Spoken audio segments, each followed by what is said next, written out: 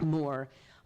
It started this, as you can see, I'm not going to read their whole biography. Oh, and I was supposed to say from the beginning, professor who can't follow directions. This is the Second Chance Life Beyond Prison, Programs and Policies for Productive Life After Incarceration. And this is Saturday, April 13th at 9 a.m. And it's all about me. We did that first. Okay, so Kimberly has done all this GoFund and different exciting things, but she also did some amazing mentoring with youth who are incarcerated. That's really, really exciting. And I'd like to tell something personal that isn't in there about everybody, and so she also provided testimony, it sounds like, to then President Bill Clinton on using mobile and wireless and that sort. So please correct me if I do any of these. Well, I actually did a presentation on the South Lawn of the White House to President Bill Clinton, Al Gore. How many of you have T-Mobile? So I used to work for Verizon Wireless, and my job was to lobby him on releasing spectrum so we could have T-Mobile and Sprint and all the other what's called PCS providers. Great. Thank you. Tulio Cardoso had the great pleasure of being on a panel with him last year, and he came and talked to my 144 student class, race class, gender and crime, and they still talk about him. One of the outside students in my prison class this semester brings him up weekly in that class, and I also do too, but I think resilience is such an important part of this, and his program, The Last Mile, is truly amazing. And the thing that he told me is that since he was here last year, he's married and had a baby boy named Tulio Christopher, after himself and his father. So that was really wonderful. So, yay. And Dick Scruggs is the founder of the Second Chance program in Mississippi. He's been on 60 Minutes a couple of times talking. He was a lawyer for the tobacco industry, fighting that. The interesting thing about him that he told me that you wouldn't see in here is he is Trent Lott's brother-in-law.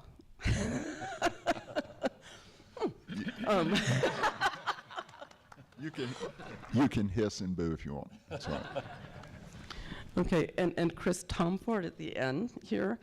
He's a Lutheran minister who did stuff in Attica prison right after the riots in 1978 to 86. He just went in and asked to do a program, and it wasn't about, the way he told the story to me was just beautiful this morning. I'm not a lawyer, and in this I'm not being a minister. This is about being your neighbor. How can I help? And all of the men in his program had to have at least 22 felonies, so they were in for life. And so just really great. And his point was how to help them survive as a human in prison, which is a very difficult thing to do, sadly. And his thing that I found out is he was on the cover of Sports Illustrated magazine. How many people in here have been on the cover of Sports? Have you really? Great. Oh my God! Small world. Is that the swimsuit edition? I was on the Coast Guard cutter Eagle, and the Eagle was featured on the. Oh my God! Wow! Very nice. We have a special Close bond. I have an open letter to Sports Illustrated about the swimsuit issue, Yes. but that's another story. I do too. And so he was the Princeton basketball team, and so that was great. So we have a really great panel here. I am going to kick it off by asking some questions, and then we'll have time for you all to ask questions as well. So my first question I'm going to ask is, and not everybody has to answer, so I'm going to just ask, what happens in prison that makes it more difficult for people when they get out that you think people need to know about? Or in incarceration, juvenile institutions too. Well, okay.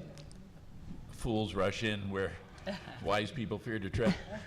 From my experience of Attica, which is a data point of one, Attica was a violent place. Mm-hmm.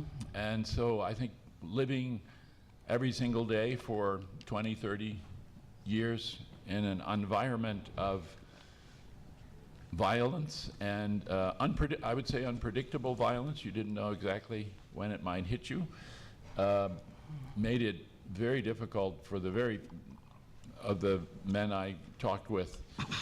Very few got out, but when they did get out, they were just surprised that people were not trying to stab them or beat them up or push them down or do something violent to them. So the conditioning of living in a violent atmosphere is difficult when you just want to walk down the street, get on the bus, and work at Kodak or something. Thank you. I'd love to chime in on that. Yeah. Too. So, yeah, I completely agree with the whole aspect that being around unpredictable violence definitely creates lots of things. Myself, I realized yesterday in another panel, I was around 13 acts of what I would consider ultra-violence. Yes. And it really shaped how I resonate with the news now. Yes. So the other thing, though, I think generally across the board that happens is you get a lot of people that have been victims of violence or have been involved in violence to protect themselves. And what ends up happening is you get removed from society, even society on the inside. So there's a lot of stories of people getting incarcerated, and then once they're incarcerated, they're sent to administrative segregation, which is like incarceration within incarceration. Yep. And then when they're released, they're not only unable to process that people aren't trying to kill them or stab them or something, but they don't have the social empathy and the social skills to be able to sit with us and discuss these kinds of things or be able to hold down a job, because there's a lot of different things they still haven't learned to process. I think that's one of them. The other thing I think is really true is that across the board, there are a very small number of programs. Like, we're doing better today than we used to be doing. But across the board, there's a very small number of programs that really enable people to have the social, the interpersonal development that they need, and more importantly, frankly, life skills, and both actual skills-based and soft skills to be able to cope in a society. And like, frankly, technology is moving so fast. You know, you go to some cities, you have to pay for your taxi with a smart screen. If you've been incarcerated and you're not even familiar with that, that's a factor that might prevent you from even getting on a taxi that got you to your job interview in the first place. And that's a big problem. Yeah. It's a technological divide that is there. So I think that's one of the things that jumped out at me at first. Thank you. We ran a program at a juvenile detention center in Alexandria, Virginia. And what I noticed was that, kids felt like they didn't have a voice. And, they've got all this authority over them, and, they're assigned maybe a public defender or an attorney, and then their parents are, and they feel like, well, who's going to listen to me? Like, can I say what's happening for me? Can I, contribute to, what I think is going to be helpful for me? So what I saw was they felt like they didn't have their own voice.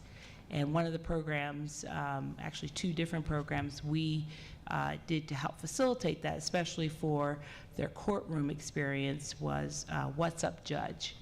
And basically teaching them how the court works, the juvenile court works in Virginia, and their ability to advocate for themselves. Like, until 2010, a young person was not required to have a lawyer representing them. 2010. So they literally, their parents aren't allowed to be with them at that table. They're literally there by themselves. They don't know what they're doing. Their public defender, met with them 30 minutes before their court. They have no idea what the veracity of their charges are, and they're just stooped, but here I'm supposed to be in this court, and I have to just respond and deal with whatever someone hands me. So we felt like that was a really powerful thing for us to do to help them find their voice in court. Thank you. If I can weigh in, Joanne. Oh, sure. On what happens in prison that makes it harder to re-enter. I think that was the basic question. I spent 6 years in federal prison, 2 different ones. Didn't have any violent fellow inmates. There were a few fights, usually over the television. But even the low security prison I was in for the first year, had older men there that perhaps had been violent in the past, but were kind of past the age of that. And then the rest of the time I was in a camp, and there's virtually no violence in what's called a camp, minimum security. And any even harsh language with another inmate will get you kicked out and moved up to a higher security place. So I never encountered any sort of violence other than just two guys getting into a fist fight, and that was infrequent.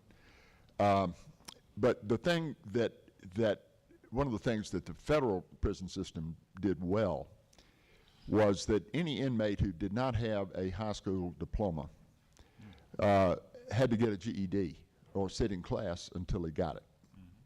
And still many of them didn't. They just drew pictures in class and didn't pay any attention. But I'm running a foundation now. When I came home from prison 6 years ago, I started a foundation called Second Chance Mississippi, which is really not aimed at ex-offenders. It's really high school dropouts and people who have no work skill. And we work now with the community college system in Mississippi, which has really embraced the mission of work skills training and adult basic education, that is getting them a high school equivalency diploma. When I was in prison, because I had a law degree, I was asked to tutor and then instruct full-time. That was my prison job, was instructing other inmates. And it gave me a new sense of purpose. That was, other than separation from my family and friends, loss of any sense of purpose when I went to prison was the worst thing for me. And those of you who teach or have taught, and you know the rewarding feeling it gives you when you see the light bulb go on in a student. And it's really interesting with grown men, many of whom want to reconnect with their families after having ruptured all their relationships, and they want to reconnect by simple things like being able to do homework with a granddaughter or a daughter. And so when you see the light bulb go on, I taught math, by the way, for the math section of the GED, which was really not easy, and it was my worst subject in school. That's why I went to law school, so I could avoid any sort of math courses. But in the land of the blind, the one-eyed man can be king, you know. So in any event, now I've been drafted to work with, in my state, Mississippi, on reentry, because the state system doesn't provide any mandatory education of any kind. And as a result of that, there are about 5,000 inmates, male and female, being released from prison every year, who 80% of whom will be rearrested within 5 years. Right. The recidivism rate is unacceptably high. And I contend that it's because they're not given any educational options, any skill training options, particularly life skill training. The importance of punctuality, for example, just simple things that most of us take for granted. So if your mindset is that prison is just to punish, you're going to get a guy out the other end who's going to come out with the same skills he went in with and some worse ones. If you think about prison as rehabilitation, a lot more work needs to be done there, because what the biggest impediment that I can see in prison is that it's simply warehousing in most cases, and no intellectual stimulation, and they're destined to come back in a revolving door within 5 years. 4 out of 5 of them will. Thank you. I'd like to just respond to that too. Thank you for what you're doing, first of all. Can you talk into the microphone I appreciate that. People not being heard in prison, a lack of education, a lack of life skills we know is what creates this end result. You know, I work for an organization called The Last Mile. I should have said this earlier too. We're focusing heavily on just those things as well. And I think the interesting thing is, just want to briefly say, when we've taught people education, so computer coding in this case, we've given them life skills, social skills, we've worked with them to provide them mentorships, both within their prison, remotely with other people in other prisons, obviously supervised. We've taught remotely with people in certain cities that are providing and broadcasting this to other faraway facilities. And when we create this opportunity of lots of interaction, lots of life skills, lots of, frankly, just opportunities, we've been able to have a result of 0% recidivism of everybody that we've worked with. Wow. So we've been very fortunate to be able to have our program work in 3 states, 12 classrooms across those 3 states. We've educated probably close to 600 people. Don't hold me to the numbers. And I would guess, again, don't hold me to numbers, we're probably around 15 to 20% of those people have been released. Not everybody gets out right away. And that's a number that's held true for all of those people. So as we have these conversations, I think it's really important to think about why isn't there existing legislation? Why isn't there existing mechanisms? And why did private industry, why did nonprofits have to step in and do this when clearly we as society are all the winners here? And these programs and these legislators should be working on this for us too, I think. Mm-hmm. Thank you. This is great. One of the things, I just resonate so much with things people are saying, and one of the things that GEDs are just a huge thing for incarcerated adults and youth. That's where a lot of them get this. And one of the studies I did at the Denver County Jail of 204 women, when I would ask them what are the 3 most important things in your life, I can't tell you how many of them, good or bad, how many of them said getting my GED. That was such a huge thing for them. But the United States has also made it a whole lot harder and more expensive to get GEDs. So the Boulder County Jail, who used to do them a lot, since they changed the policies, it's a lot harder. And I just thought of something for one of my Inside Out class this semester. One of the outsides, at the end we go around, we sit in a circle, inside, outside students, and one of the outside students, the young woman, undergraduate here, said, I'm shocked. And so we said, why? And she said, I just found out, and her classmate, who's been in prison, she said, he just told me he was told to take this class because he's antisocial. And we were all like, he is the most outgoing, warm, friendly person. But again, talking about how prisons, I just really appreciate what you all said about that dehumanization, and that's the main thing that the inside students are worried about, it, that they're going to be judged. Yeah. I think the role of education is crucial, and it turned around on me in a different kind of way. St. Bonaventure University, which is a Franciscan university not far from Attica Prison, started a humanities program in the prison. Mm-hmm. And one of the books they read was Dante's Inferno, and I don't know how many people have read Dante's Inferno anymore, but it's a list of 33 sins or crimes that people commit, mm-hmm. and the appropriate punishment according to Dante for those. It wasn't funny, but it was. When we were reading Dante's Inferno with this group, yeah, I've done that. And, murder, yeah, I did that. Whatever the 33 was, there was somebody in our group, and to your point, it sort of gave them a voice, a way of, through literature, to say what had happened to them, and then to process this. So education, I think, not only just to prepare people when they get out to have a job and be able to stand on their own, but also to give voice or find some words to explain what they had been involved in and how people might perceive them. So it was quite powerful. Mm-hmm. Thank you. Mm-hmm. The next question I want to ask the panel is, how do you think that gender, race, class, age, disability, or other characteristics like that potentially marginalize people, is that related to incarceration and getting out and reentry? I know for young people, Black and brown students are criminalized in school. And so their behavior, which comes from all kinds of things, gets criminalized, right? In Virginia, again, truancy is basically a crime. After you've missed school a certain amount of times, you then get pulled into the juvenile justice system, and you get detained after you have not gone to school a certain amount of time. Yeah. So acting out by not going to school for all kinds of reasons, stress, whatever the case might be, now you're in a juvenile maximum security juvenile detention center because you missed school. And now you're with students who actually have committed crimes, and they look really cool. Yeah. Right? They look really cool, and they, have a little swag, and those kids want that, right? They start feeling this connection and this belonging, and then because they're timed there anywhere from 30 days to 6 months, they're going to get out.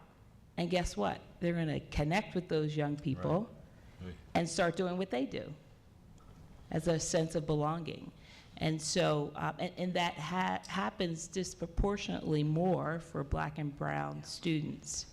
And so for them, it's really, really difficult. Also for young girls, most of those facilities don't really have the right kind of support systems for girls in juvenile detention. And so it's difficult because the majority of the staff are men, and they just have a difficult time trying to provide the right kind of programming that can help girls who are in that facility, because most of them are over-sexualized and don't really know how to find their esteem outside of sex. And so it's a great opportunity, captive audience, to start building that self-esteem. So I think that as they begin to understand what they can contribute in the world and the presence of who they are as girls, that they will start making a different choice. So I do think that they are really, when they're brought into the juvenile justice system, it really increases their over-sexualization of their themselves, because they start making these connections with the boys. It's amazing how they are communicating in that facility. And it's really hard to break. You know, kids are really slick. Y'all know that, right? Super slick. Age is something that I was surprised to find out. Not too many people in the group of men with whom I met were released, but some had been there for a long time, 25, 30 years. And I was a callow young lad then, and probably 30 years old, and some of these men are like my age now, in their 70s, and they had completely adapted themselves to prison culture and had some status, some of them there, and responsibilities.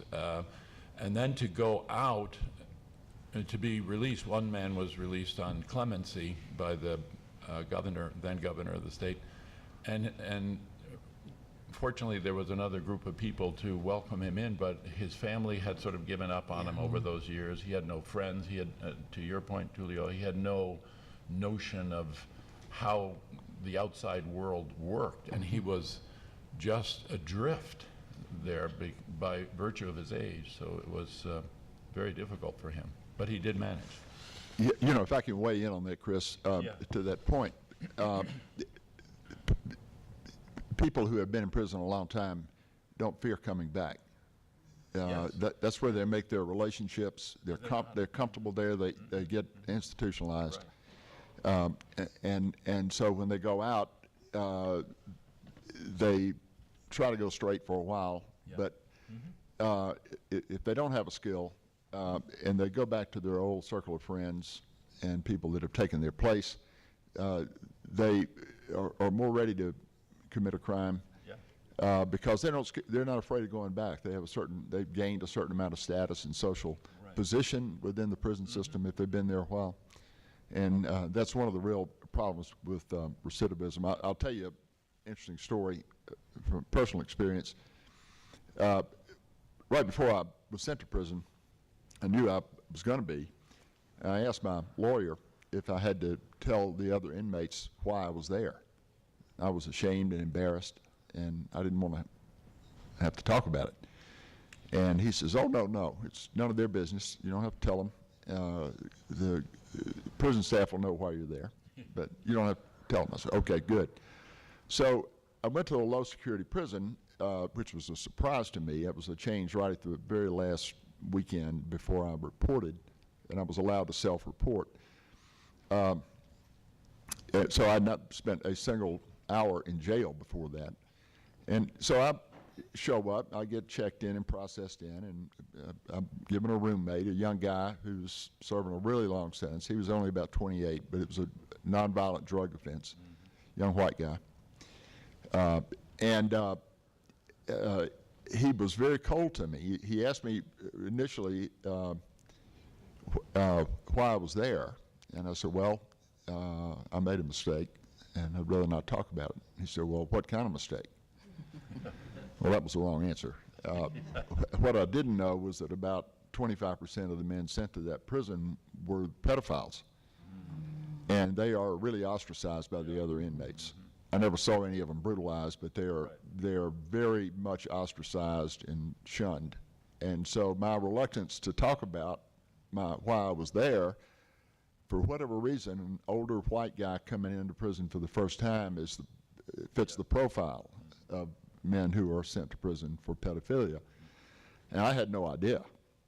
And for the first week, I was shunned. I couldn't get anybody to, if I sat down at a table in the chow hall, guys would give me a hard look and get up and move to another table. I figured, okay, this is really going to be tough, really going to be tough. And my roommate was trying to get moved to a different room. It wasn't exactly a cell, but it certainly wasn't a suite either, but more like a dorm room. But he was trying to get moved, and then so after almost a week, I walked back in the room, and he had this big smile on his face, and he says, "Scruggs," he says, "Bob Stone says you're okay." I said, "Well, great. Who's Bob Stone?" Yeah. Well, it turned out Bob Stone was a man who had been in prison for 30 years, and he had gotten a PhD on his own in prison. And I think next to the warden, this guy was the most influential guy in that prison. They call those guys a shot caller in a lot of prisons. He's the inmate that everybody respects and for one reason or the other. But this guy he was about my age, and so he had read about my case in the Wall Street Journal, so he knew, which was rare that anybody there read the Wall Street Journal, but he had, and so I was eternally thankful to the guy. And I think he's since been released, but he had killed a DEA agent when he was a really young man, and so he had gotten a 30 to life kind of sentence. But anyway, my roommate had this big grin, and he says, "Scruggs, you don't know how happy I am that you're a legitimate criminal." That's a quote. I said, "Well, boy, I'm glad I'm a legitimate criminal, too." So I'm telling you, sometimes there's good times behind bars. Yeah. But it's good when people don't go there. Yeah. So just one of the things I want to just chime in on, too, because, I'm Latino, minority, went to prison, but I was really close to, geographically close to like a place where there's lots of people like me, there's lots of people in tech, there's lots of people who want to help, there's lots of people who literally only have a 15 to 30 minute drive across the bridge to go if they want to volunteer to prison. And like geo-proximity really helped in my case, right? And I didn't have as good of an opportunity of getting like support from shot callers where I was in the prison. Like they didn't give a crap about me, unfortunately. I had a few problems. I had to go to one or two. But one of the things that I know in the work that we're doing professionally at the Last Mile is that what happens in places like San Quentin is so unique and so much of an outlier that it's not really representative of the rest of the nation. Mm-hmm. And you get this huge disparity because most of these places are, by design, built in locations that are far away. Right. They do that because it's cheap land, and they do that because it's also harder on families. It's an unfortunate truth, in my opinion. Let you be the judge of that. But one of the things that we have noticed is that regardless of your gender, regardless of your age, you can, with support, come back and be successfully gainfully employed. We have people that are, in their 50s that have gone to go work for Mark Zuckerberg's wife. Was not a developer before, taught himself how to do that, and he's upper level management, which is pretty awesome. I should ask him for a job. On the other side of the coin, we have juveniles that fall into many different categories as far as age, gender, where they are in the United States. You know, we work in Indiana, we work in Kansas. Those are countries, or excuse me, states where you don't necessarily associate as being the same as California and the way California thinks about some of these issues. But they're also having success there. And I think that one of the things that makes a really big difference for people to be able to successfully get out is again, removing the barriers to the community. That is such a critical component because really it's up to you as a community to let us know, like, what is the work environment like? What is the expectation that you have of us when we return, so that we can actually start working on day one of our incarceration to meet those expectations.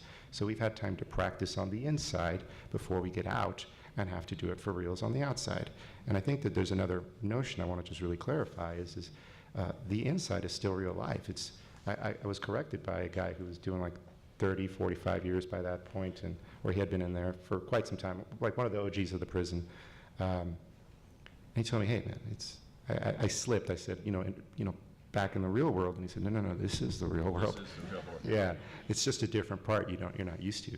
And the thing I'm trying to say is like with our organization specifically, what I'm really trying to dance around and hint at, without just trying to soapbox our organization, is the ability to bring in those resources, even if it's telebroadcasted into a classroom that's in the middle of nowhere, has huge impacts on the population when they get out.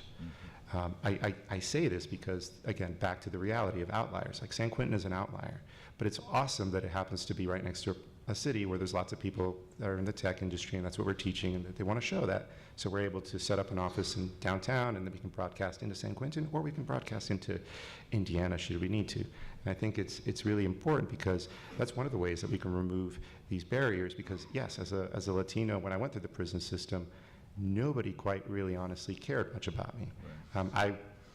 It's not that I needed somebody to care about me, but I wasn't enough of a certain ethnic group. I wasn't enough of a gangbanger. I wasn't enough of a screw up where my type of crime, like gay people, like pity on me and they wanted to offer support. I was just kind of one of those in between people, and I didn't have those resources. I was very fortunate just to suck it up, realize that I was probably going to get deported, and like hit the books because nobody would care about me in another country. And I certainly don't want to be like, I like having nice clothes and those kind of things, right? So, point being is that's an outlier case too. So I think broadcasting, for example, into places is a really interesting thing to think about.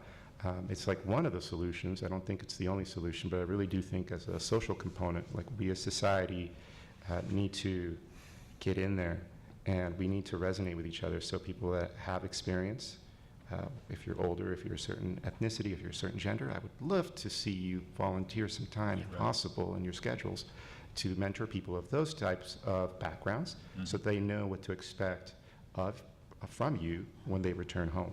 So, anyways. Thank you so much. I'm getting great questions here, and I am taking the electronic, whatever this is. On 61, I don't know. This isn't tweeting, right? I don't know. So anyway, I'm trying to, there's really great questions, and some of them are kind of being answered, but a kind of theme in this, and you've kind of especially, well, everybody's talked about it, but how do you change the mindset of somebody who's in, and whether it's through, and I'm just kind of trying to combine because I have so many questions here, whether it's through programming, entrepreneurship, just different things, and then specifically, many people, Tulio, are curious how people got into your program, but what are the different programs, including like life skills and entrepreneurial and all sorts of things and education that are going to help people to change their mindsets? At the Urban Passage, and that name was intentional. I chose that intentionally because it reminded me of the Middle Passage of slavery. And being at the juvenile detention is like a middle passage for kids. And so where they could live or die, essentially. And I felt like it was our responsibility to help kids make one new decision by the time they got ready to leave, because the fault of adults who are so want so much for these young people is to just lay so many things in front of them that they can do. Go to school, go to work, get your GED. It's too much for them, right? They've not really done one thing successfully yet, but I'm giving all these, and they're great, but our job was to help them make one new decision when they got out. And through one of our programs, we would do that. Part of the reason why I'm on this panel is because of the life of a young lady that I met when I was there. She had 7 felony arrests, Latina young lady. The last 3 were with 3 Arlington County police officers who were trying to take her to a group home, and she didn't want to go. And so she got arrested by them.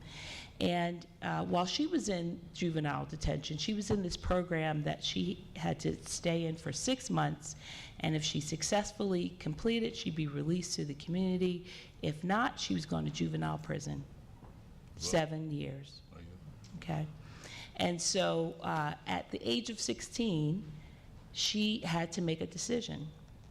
I've got to figure this out. Now, she wasn't a good student at all, but what she did see, to your point, was education was going to be the way that she was going to be able to survive. So she made a decision, I'm going to focus on my education. So the first thing she did was have school inside of juvenile detention, a legitimate public school inside juvenile detention. So she started paying attention in class. And so by the time she got released, she was at least a little interested. She didn't have confidence necessarily, but she got interested in education. The second major decision that she made, not talking to me, was she got emancipated from her mother. She was Latino, illegal immigrant. Her mother was an illegal immigrant. And she realized that the only way for me to succeed in life was to become a ward of the state and be able to take advantage of the programs that are available to me. And by making that choice, it literally changed her whole life, and honestly, the trajectory of her family as well. So she graduated from high school by the hair of her chinny chin chin. When we were riding to graduation, I said, now you know this is a miracle, right? And you need to thank every teacher for helping you cross the finish line. And so from there, she was good at hair, and she decided to do that. And she got exposed to cosmetology, and that was sort of her first place of success. But her real success was making the one decision of, I've got to focus on school. Thank you. I think our program was based on the simple notion, could we help the men in prison have a normal conversation so that if they ever did get out, they would know how to have a real conversation with people. So when we would meet every Friday for about 3 hours and have a conversation about whatever came up about their life. And then this program I was part of was funded by a synagogue, a Roman Catholic church, and 3 Protestant churches. So we bought a bakery in Rochester, New York, and when a few men would get out, they had a job to work in the bakery, and it was part of the deal. If you're going to get out and we're responsible, you have to work in this bakery for 100 days and live in community upstairs in the bakery, because they were used to living with other men in a kind of community. And then we would visit them both in prison, and then when they came out, stay with them in this bakery. And one of the people, Western New York is a very rural area. It's not part of New York City at all. And so many of the people in our churches were dairy farmers. So on Sundays, we would all go to one of these dairy farms and have like a picnic with children and husbands and wives and so forth. So try to establish some sense of normal conversation in prison, and then when we get out, continue what would a normal conversational life look like, at least for 100 days, and it seemed to work pretty well. That's great. Thank you.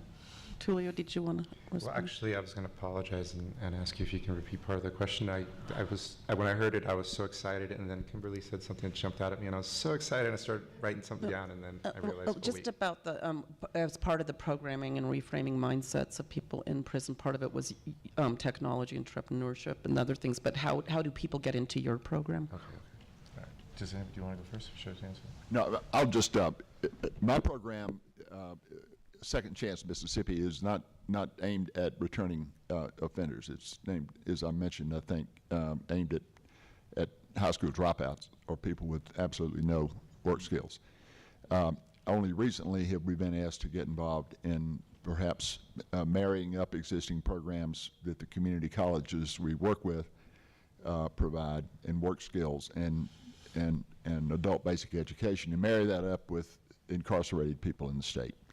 And there's some real good science out there, some real good data, one particularly by the RAND Corporation, that shows a 40% decrease in recidivism for inmates who get a GED and or a skill training program and complete it successfully while they're in prison. They're 40% less likely to come back. So there's a lot of bang for the buck, and yet, at least in my state, and I think in the Deep South it's generally true, there's not any effective training program for inmates. Nothing mandatory, nothing that encourages them. There's a nascent program now in drug courts to divert particularly first offenders, nonviolent first offenders who have drug crimes, to divert them over into educational programs, which they can get an expungement of their charges and a dismissal of their charges if they successfully complete, which I really encourage and hope that continues. But Julio is the one that actually does this from on the inside, and Chris has had that experience too at Attica. So I'm going to defer to you, Julio. I thank you, but yeah, I think we're all part of the solution from so many different angles. You know, just to dovetail on what you were saying though about how education and even having just like a GED can reduce by 40%. That's amazing. I'm reminded of a statistic, and again, I'm going to ask for forgiveness and say don't hold me to the numbers, but I'm pretty sure they're accurate. I have a friend of mine, Chuck Patillo. Chuck runs, or used to up until very, very recently, the Prison Industry Authority for the state of California. So that means that if you are in a prison, or excuse me, if you were on a college campus in California, the seats you were sitting on would have been made by people that were incarcerated. Same with here. Okay. And so he ran that department over there, and one of the numbers that, if I recall correctly in a conversation that he was telling me, is because he was quite proud of his recidivism rate. Even vocational skills can have a huge impact. And I think he was seeing about a 6 to 7% recidivism rate among the people that were there. So I want to really give credit where credit is due and say it's not only technology that has to be a solution in order for it to work. It's not only going to be certain kinds of programs, or it doesn't have to be limited to GED. It could be a lot of things. And but yeah, I totally agree that education across the board, skills, is just super important, because we can work on ourselves inside as much as we want, but unless we know how to do something and frankly, you know, bring value to somebody else so that we can make a living, we're going to get back there sooner or later. So, you know, to dovetail on what I was saying that excited me about what Kimberly had, and I think it's a really good segue into how people get into our program. Making decisions, such a crucial thing. See, the thing about people in general, I can summarize it in what a lifer once told me when I was walking around a track, stressing out about having like years ahead of me to serve. And I think he said something like, you know, make some decisions. And I said, you know, we started going on that. What does decisions mean? And he said, well, you know, kids take choices. You can do this, you can do that. This is my option, that's my option. And adults make decisions. And I think that the distinct difference is that a decision doesn't necessarily present itself as doable. Like, you might have to figure out how to make that path for yourself. And that's really important, because if you're a juvenile And you don't necessarily know, there isn't a decision where you can just say, well, I can just do this and I'll be all solved. No, like there's such an amount of things you have to solve to make that happen. And it can be a journey where you just have to have a guiding compass and a guiding moral, and you're going to follow it and you'll see how you get there. And looking back, it'll make sense, but going forward, you just got to take step by step. So dovetailing or segueing into how people get into the last mile, I think what we do that is really neat about decisions and choices is we do create a choice in the facilities that we operate in. And the choice is to get involved with what you see other people are doing. Those other people are the ones that are in our class. I think our class students are our biggest ambassadors within the facilities that we operate in, because while we on the outside can come and bring computers and can bring mentors and all these things, like how does it resonate with the people on the inside? And I think what's neat is our students typically have study groups on any given Sunday in the yard where they're teaching not only themselves but other people that are in the yard that want to get in on this, that really see that, hey, that person was just serving time. He's been locked up since he was 15. He just did 20 years. He just got out. He's just working at a tech company, and he's just back doing a presentation on stage. Like, holy crap, I can resonate with that. And it inspires people on the inside. So we provide a choice, and the choices get involved. But that doesn't mean that it's going to automatically create a decision. So over time, people that get into our programs, we go through a very selective process. There's about 10 applicants to every 1 seat in the facilities that we're at. They don't need to have necessarily a GED. We want them to be in the process of getting that. We want them to be in the process of also continuing higher education if they do have a GED. But in addition to that, we test them like general logic, like can they reason, can they figure out some math problems, can they don't have to have a computer background whatsoever, but we just want to make sure that they can at least keep up on day one. And then when the people are in there, we really take them very quickly straight into what we do. So first semester, think of it like we do like 6-month blocks. So the first cohort there will go through like HTML and CSS and some entry-level JavaScript. But keep in mind, most of the people that are in our program have never touched a computer in their life. So I think it's pretty amazing that it's not a limiting factor.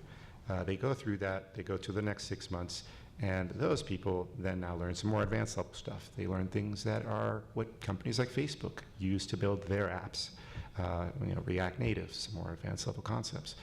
We have people that then graduate and go to another more advanced class, and they build tools to help support the education across our other facilities. And I think what's really interesting about how that works is because then those same people go back home and tell their other people, like, hey, I just built a search engine for use by other people here in prison, and they're using it in other prisons, and suddenly, like, a person sees value in themselves. I can tell you, not everybody sees that when you first go to prison. You think, that's it, man, I screwed up. I don't want to talk about anything. Like, I just want to do my time. Like, and suddenly, the conversation shifts to, this is awesome. I'm so happy I'm here. And not only that, we then provide opportunities to meet mentors, opportunities to meet community members, opportunities to see what they need to get out and be successful and connect them with the right people. I think moving forward, our program is going to continue to grow, to continue to transition what it's like for people after they get out, because there's a lot of things that they need, whether it's technology, access to more ongoing education, access to all the big questions outside of employment, and we're working on them while they're still inside to answer those questions. But without saying too much, I really think the distinct difference in decisions and in choices is we roll into a facility and provide a choice knowing that not everybody's ready to make a decision. But what we're asking people is just to try it for another day, to see if you like it. And then the next day, try it for another day, and letting you as a student organically make a decision if this is for you. And if it is, we're here for you the whole way. Thank you. We have about 20 minutes left, and I'm trying to, getting great questions here. The main theme of questions we haven't talked about is private versus public prisons, and also, which I think also deals with some of the other questions about what is the government doing or not doing. So that's one. Another one is just the prisons is the major housing thing from the mentally ill in the United States now since the Reagan years. And then some of this we talked about, but felons getting jobs afterwards, especially if you're a sexual offender. So I'm trying to group all of these together, and these are, but the private versus, privatized versus public prisons is kind of the biggest theme that we haven't addressed yet. If anybody would like to jump into this. I know I just spoke, but I'd really love to just say Yeah, one thing please on do. it. Lived in public prison, lived in private prison. Public prison was, marginal programs. Private prisons had no programs unless you happened to be from Alaska, Right. and then you got everything under the sun because they could cash in on you. Long story. We've looked at what would it be like to partnership with a private company or a private prison, and I think a lot of the moral questions here is just like, why, if they're making, and I think this is your questions, not our questions. I just want to make a distinction. Or there are questions as society. Why would a private prison want programs that help people stay out when at the end of the day, their stockholders are making money? Those beds are warm. That means that they're making money. I'm not sure, to be honest, like why what their true motives are, but I will say that there's been interest among private prisons to provide better services, better reentry tools, and to really start to step in where they've seen the nonprofit space step in and provide opportunities. I cannot stand up here and say, as a person that represents my company, that we should or shouldn't do that. But I can stand up here and say, as a person who spent 3.5 years in a private facility in Eloy, California, where there's nothing to do but get sand in your mouth on your way to your chow hall, or get sprayed by crop dusters that don't bother to turn off the crop dusting spray while they do a U-turn over your facility because they don't get it, I would be upset if I didn't have an opportunity for an educational experience while I was there because a room full of people thought that it was morally conflicting. As an inmate in a private prison, I still want something. Yeah. I don't care what the optics look like. And I want to acknowledge that because the optics is a tough question. So. Thank you. Yeah, I've spent time in both as well. Not very much time in private prisons, but typically when I was moving or being moved by the Federal Bureau of Prisons from one facility to another, I would be dumped off for a week or 10 days at a private prison. I looked into their business model when I was in prison. I had plenty of time on my hands. Their business model is based on a per diem charge to the federal government or the state government, as the case may be. And it can be as high as $60, $70 a day. And I'm going back now 8 or 10 years. They get a guaranteed number as well. They get a guaranteed number of beds that they negotiate with the government. Usually 80% requirement to keep 80%. They can bill their per diem if they only have 50% of their beds full, they still get their 80% minimum. Their margins, their profit is based on the delta difference between the per diem and what they actually spend on an inmate. And invariably, I found that the prison staff was barely trained, if at all, and I was in 3 different ones at 3 different times for short periods, but the staffs were playing grab ass with the inmates, if you can pardon that expression, whereas the Bureau of Prison staff in established prisons was much more professional. The private prisons had nothing to read. You'd lie on a cell and just look at the ceiling. It was closed incarceration. Shove the food under the door 3 times a day. 2 showers a week. Luckily, I wasn't there very long, but that was the routine. And interestingly, to give you the the measure of how these guys operate. Their contract, this was a company called GEO Group. I think it's the second largest private prison group in the country to Corrections Corp of America, but I don't think there's a nickel's worth of difference between them. They had a separate charge that they could make to the government for medication. So it was over and above their per diem. Well, when I went in this place, I was there for 10 days.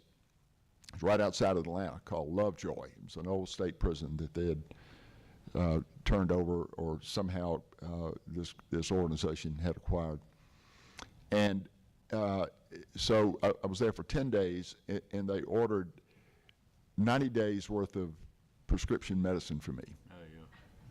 And I brought, when I got there, I had a supply, blood pressure medication is what it was. And it wasn't expensive meds, but it was, I brought my own, and I left with my own. And they somehow got reimbursed for 90 days worth of medication from the federal government that they didn't have to use or spend.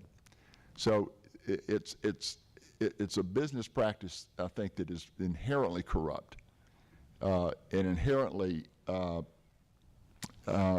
fosters recidivism, because their whole goal is to get you back. And they lobby hard against any, they're incredible, particularly in California.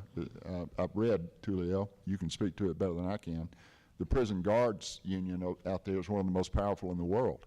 I mean, these guys fight like hell to keep sentences longer and criminalize more conduct. But that's also true in the private prison industry.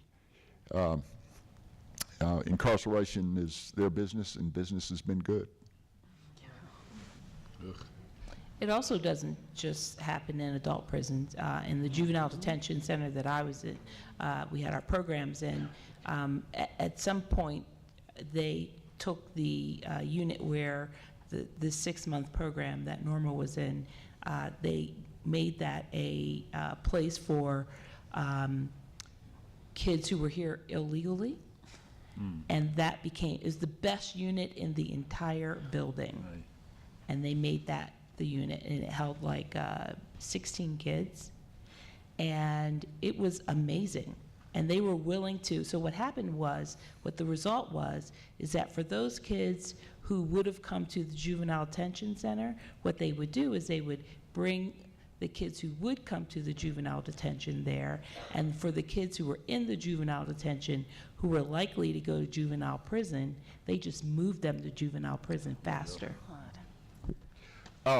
One thing I'd like to add to the remarks about private versus public prison. There are many county jails around the country that are profit centers for their county governments, because they store federal inmates, they warehouse federal inmates. So it's not, it's more pernicious than just private prisons. County governments are in on the deal too, because I know my county jail in my hometown. The sheriff, I've known the sheriff for all my life, and he told me, he said, this is one of the biggest profit centers in the county, this jail, because they house federal inmates, and they make the difference between a per diem and what they actually spend on the inmate. So they spend as little as they can on the inmate, and so it's a very pernicious system, and it's not just private prisons that are doing it. Yeah, thank you. Does anybody want to talk, let's see, I'm trying to think, what were the other questions that I, about the seriously mentally ill in the prison. And as one person pointed out, and I found in my research too, that PTSD can be so advanced it can be a serious mental illness, but just kind of the treatment, the warehousing of mentally ill in prisons. Does anybody want to talk about that? I can say that they start treating young people with psychotropic medication in juvenile detention. In Virginia, you're required to be evaluated within 72 hours. And so they may put kids on depression medication, any manner of psychotropic medication that they've never really even been on before once they get exposed there. So then it's in their system the entire time that they're there, and they're left there with a prescription for them to continue when they get released. I worked in Attica from in the late 70s and early 80s, so PTSD was not an Yeah. issue, or it was an issue, but not Wasn't labeled. known. Yeah. But I would guess there were 15, 20 people in my group, and I would guess half of them were Vietnam veterans Yep. who had committed unusually violent crimes. And I'm guessing, in retrospect, it was PTSD. There was no therapy that I was aware of them, and there was often very severe, it's called solitary confinement, which was a 10 by 10 stainless steel cube, and you were in there with no clothing for a period of time if you had committed more violence within the prison. So no therapy or medication that I was aware of, and no diagnosis or sympathy for what these men were bringing back from Vietnam. Yeah. I'd love to add to less from the professional hat, more from the saw Yeah. something happen hat. I totally agree with Kimberly. Like now we've made a big growth from Good. no opportunities for any kind of psychotropics, the word she said, medications, to where we are today. But I think that's something that's a sad truth to acknowledge and question about our healthcare professionals that are serving in our states is how much exactly are we giving them? Because something that I think is very honest and sad is the majority of issues in populations are controlled by medication. I cannot say people do it on purpose, but I can say you see quite a number of people that spend 23 hours a day asleep Yes. on their bed. Right, knocked And, down. and coincidentally, they happen to be the same ones that are on psych meds. And I can say that with friends that take psych meds, the ones on the outside here, I have family on them too, they're not asleep 23 hours a day. So I'm wondering why.